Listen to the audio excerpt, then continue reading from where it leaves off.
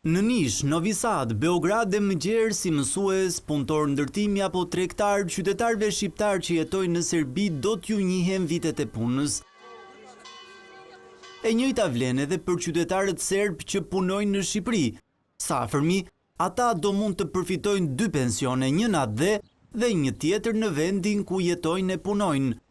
Do t'jenë rreth 111 shtetas serb, të cilët janë të pajisur me leje pune dhe të cilët ushtrojnë aktivitetin e tyre në Republikën e Shqipërisë dhe rreth 450-500 shtetas shqiptar të cilët do të përfitojnë nga marrëveshja për shkak të marrëdhënieve të punës apo rezidencës që ata kanë në shtetin serb.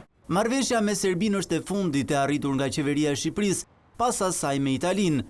Pas shumë datash të shtyra prej një korrikut, emigrantët shqiptar që jetojnë dhe punojnë në Itali do mund të përfitojnë nga njoja e ndërsjellë e viteve të punës.